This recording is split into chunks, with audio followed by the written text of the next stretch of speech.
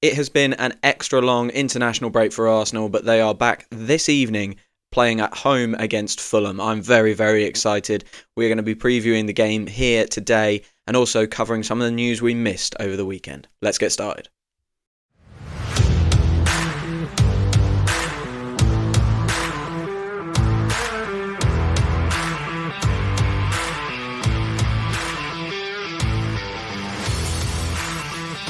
Good morning, hello, and welcome back to another episode of Arsenal Unfiltered, your 3 times a week dose of Arsenal coverage with me, your host, Mark. Wherever you are, I hope you are well and you are looking forward to the return of Arsenal this evening. Arsenal versus Fulham at 7:45, I want to say. Yeah, 7:45. Weird having Premier League games in the middle of the week. Really throws me off, but I am glad that we are back. First of all, an apology. I was supposed to preview this game yesterday. I was supposed to have an episode of the Arsenal Roundup out for you over the weekend. Didn't manage to get either of those things done. Life just got in the way. It got busy. So an apology for that. But we do have a preview this morning. I'm going to make it a short preview so everyone gets a chance to listen before the match this evening. So what I'm going to do is I'm going to kind of talk through a little bit of the news we missed and would have covered in Arsenal Roundup. 3 big stories really breaking about Arsenal recently, and then I will preview the Fulham game in the second half of this show, specifically talking about what Fulham's threats are, and then trying to predict our lineup, because I think for the first time in a little while there are a number of variables that we're going to have to be looking at and trying to figure out. So that's a nice problem to have again, right? So let's get into it. Let's do the news first, and the first big story is related to the second big story. So we have to start with this one. Andrea Berta officially signs with the Arsenal. That is just fantastic news. I'm so glad that this is done, but also I was never really worried. Like, I think it was one of those where it has been done for a while and they just wanted to make this, the announcement very, very low key, and not really, make too much of a deal on it. And I can understand why. From some of the research I've done and listening to some people in the know about Andrea Berta, he's not going to be a guy who is quite like Edu, in the sense that Edu was out and about in front of the cameras. I mean, you scroll through the Arsenal site, there is barely a thing on it, which is incredible, to be honest. When we've come to know Edu and be so big on Edu's influence in the club, Arsenal are making this quite low-key. And maybe that's by design. Maybe that is by request of Andrea Berta. Maybe that's just how he wants to operate. I mean, I don't think, from the research that I've done, he has much English in his locker. So that might be a big part of it as well. They don't want to get him in front of the press until he's done his kind of first 6 months of English and all of that sort of stuff. But of course, he does speak Spanish. He is Italian. He will be able to easily communicate with Mikel Arteta, which is obviously a good thing. On Mikel Arteta, even he was very positive about Andrea Berta. He said it was a big addition to the club, a big addition to the team, and adding Berta to a team of a lot of great people already. So he seems positive, but of course, he is going to have to seem positive on this in the public. But I'm sure he's had some influence in this, right? He must have had some influence in this decision. His relationship with Edu in the past proves that actually he works very, very closely with the sporting director role. He must have been consulted on the Andrea Berta appointment. Andrea Berta can come in immediately, which is a great thing.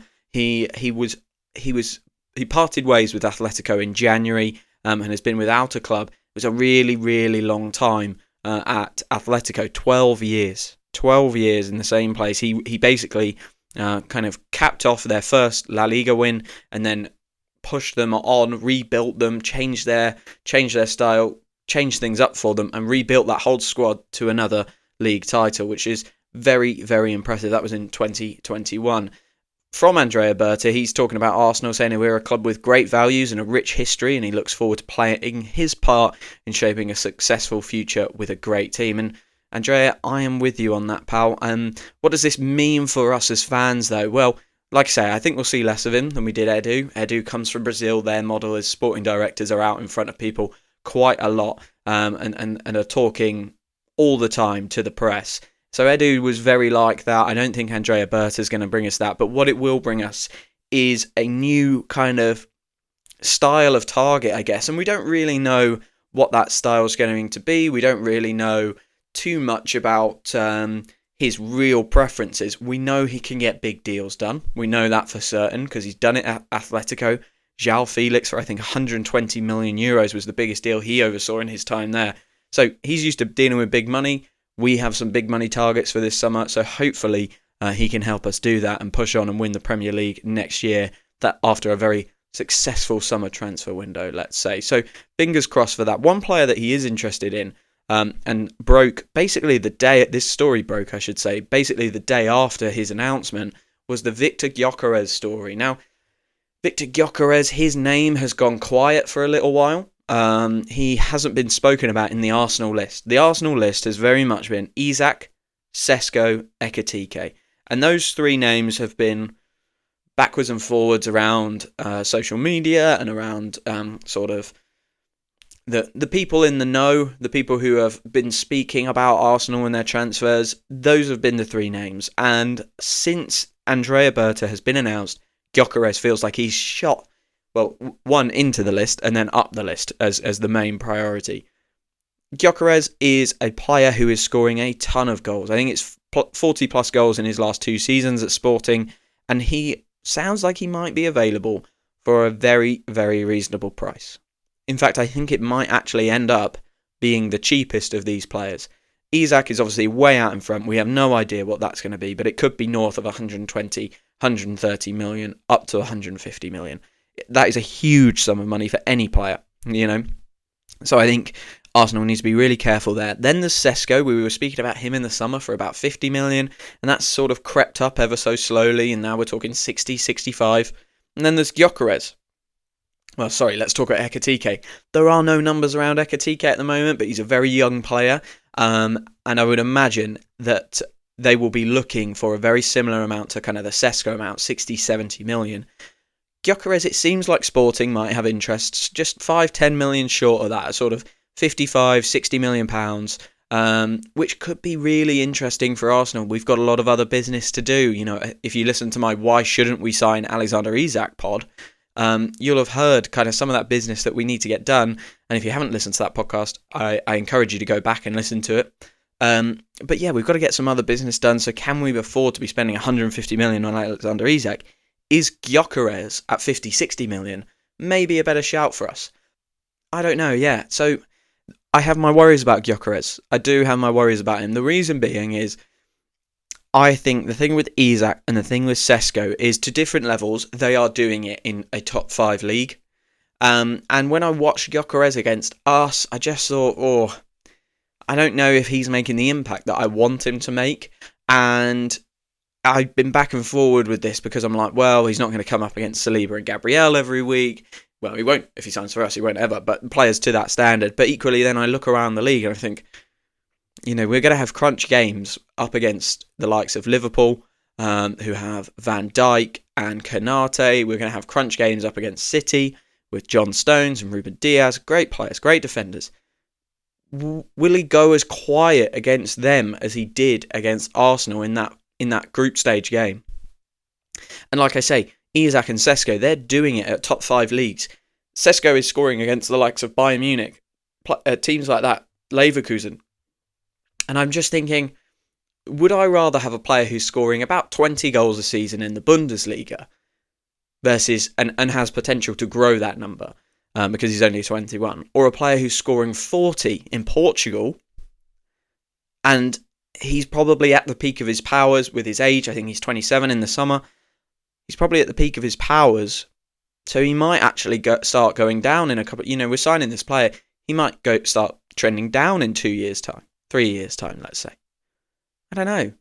It's a really tough one because we need to win now, and we need a player like Gyokeres who has a proven goal-scoring record now. But is his record being in Portugal good enough?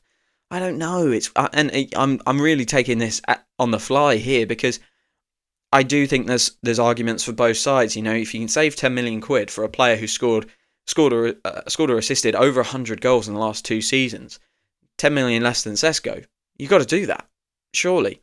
But then when you look where he's doing that, when you look at actually his age profile, does Sesko suddenly become a better target? And I'm thinking 20 goals in the Bundesliga. If he could turn that into even 15 in the Premier League, well, we win the league. Probably last 2 seasons, and we'd be a lot closer this season. So it's really difficult, isn't it? It's really difficult. We need a proven player now, but actually we're so close. Is it worth also trying to find a player who is the future of the club as well, who will be playing with Bukayo Saka for the next 10 years? That would be nice. That would be nice. Okay, I'm going to take a short break, and when I come back, I'm going to preview the Arsenal versus Fulham game. Hello everyone. Thank you so much for listening to this episode. If you're like me, you finished watching an Arsenal game and you're already looking for the next bit of Arsenal coverage you can find.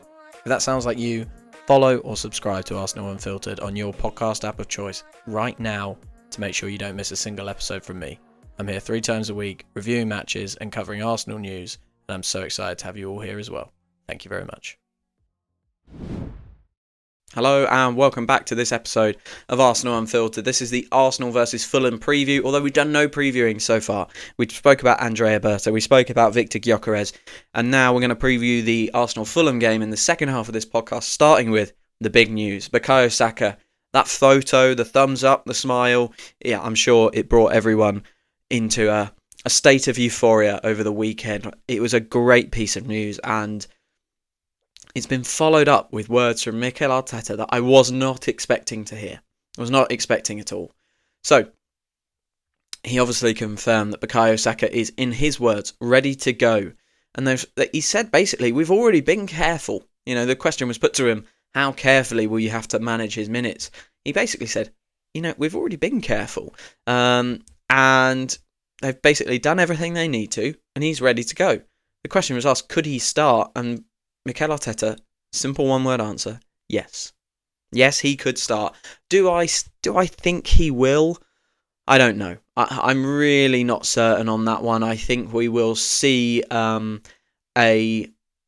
appearance from the bench. I think is much more likely. I think that's probably where we're going to go. So let's quickly talk Fulham before we talk lineups and starting lineups and where we're going to see Bukayo Saka from. So Fulham are an interesting team. They are currently fighting for European football themselves, so they have plenty to play for, and they are stuffed full of ex-Arsenal players. Of course, Bernd Leno and Alex Iwobi have been there a while. Willian has just returned, another ex-Arsenal player. Emile Smith-Rowe moved there in the summer, and Reece Nelson, who is injured, also went in the summer. So we won't see Reece, but we might see a trio of Willian, Alex Iwobi, Leno and Emile Smith-Rowe. Probably not from the start. Emile Smith-Rowe's kind of fallen out of favour there in place of Andrea Pereira. But Fulham have been a very impressive side this year, but they had a really bad result on the weekend, I felt. They lost 3-0 at home to Crystal Palace. Crystal Palace are a good team, but, that was a big opportunity for Fulham to get to Wembley, and I think they kind of crumbled under it. Obviously, we've been sat down, resting, so that's good. That's positive that they've played and we haven't. So hopefully we can get a bit of advantage in the legs, in the fitness. Our recent record versus Fulham is just terrible. Like really, really not good. And it's been a painful recent period. I'm just going to read off the last few results. In December 24, Fulham 1, Arsenal 1. That wasn't a particularly bad one. 31st of December 2023, Fulham 2, Arsenal 1. August 2023, Arsenal 2, Fulham 2. Our last win against Fulham came in March 2023 when we beat them 3-0, but it's not a common occurrence that we beat Fulham. I mean, you're looking to go back to sort of 2020, 2019, where we got a run of 3 wins. 2018 to 2020 when we got a run of 3 wins against them last. So look, it's been painful playing against this team, not least because we've played them and they have really impacted our title chances. When kind of looking ahead at Fulham, one thing really stood out to me. So they're very middle of the ground for a lot of stats. They do kind of averagely well at everything, and I think that's probably a sign of a very well coached team. Credit to Marco Silva on that, because you look at his lineup and I'm not particularly amazed by it. The players he's got to play with they're not crazy good. I mean, I really do like, obviously, the ex-Arsenal players. And Anthony Robinson seems like a really, really impressive player for him. I don't think he will be there. Got past the summer. But you look around, Sasha Lukic, Sander Berger, Joachim Andersen, Raul Jimenez, Timothy Castagna, Calvin Bassey. These are players who I think are playing above their regular level because of Marco Silva. And he's got them to a position where they're fighting for European football. But like I say, a lot of their stats are sort of middle of the ground this year. They're not like excelling in any one particular thing, apart from this one stat in which they top the Premier League table for. They top the Premier League table for accurate crosses per match. Now, we're second in that at 4.9. They're up there at 6.2. 6.2. Now, look, they've got Raul Jimenez and they've got Rodrigo Muniz, both very physical, giant men who are really, really good in a duel. But if that's the way they're going to try and play against us this evening, I'm not sure. I'm not sure they'll get too much joy. Saliba and Gabriel have locked up Haaland and Gyokeres this year, and I think if Fulham try and cross the ball into that area, I just think they're going to be met with an immovable wall. So I feel quite confident, quite quietly confident. Let's talk Arsenal. Let's talk Arsenal lineup, and let's just go with my prediction, because that's always a fun thing to do on these preview pods. So I think the back four is probably quite obvious. We've got Raya in goal, Timber at right back. Mikel Arteta kind of confirmed that Timber has recovered from his illness that kept him out of both of the Holland games in the international break. So that's real positive, and I think if he is ready to go, as Mikel Arteta said, then he will get the nod over Ben White, simply because I think they are probably looking to pass the Real Madrid tie now for Ben White to start getting starts again, because they know Timber will have to play both of those Real Madrid ties. So maybe we'll see White in the Everton game or picking up minutes in both of these games. But what I think is most likely is Timber will start all the games now leading up, and once we get past the Real Madrid tie, there'll be a conversation about how they do that again. Still kind of getting Ben White back to full minutes. Saliba, Gabriel in the middle, obvious. And then Ricardo Calafiori, obviously, unfortunately picked up an injury. So at left back, it will be Miles Lewis-Skelly. I think the midfield as well picks itself. I think it will be Partey, Rice, Ødegaard. And then this is where it's all confusing right now up top. So will Ethan Nwaneri start on the right? Will Martinelli start on the right? Or will we have Bukayo Saka from the start? Will it still be Mikel Merino up top? Or will it be Martinelli through the middle because we've got Saka on the right? Will it be Trossard on the through the middle and Martinelli on the left with Saka on the right, or Ethan on the right? This could go a whole host of ways, in my opinion. For me, I think it will be very, very simple. And I don't think Arsenal fans will like this, but I think it will be Gabriel Martinelli on the right, Mikel Merino through the middle, and Trossard off the left. I really do think that. I think, yes, he's saying Saka's ready to start, but will he actually start? I don't think so. I think Mikel Merino will stay up top for a long time now. I think Arsenal have got to a place where that's working well, and they quite like that. And he is an option, right, for a long ball like Trossard and Martinelli won't be.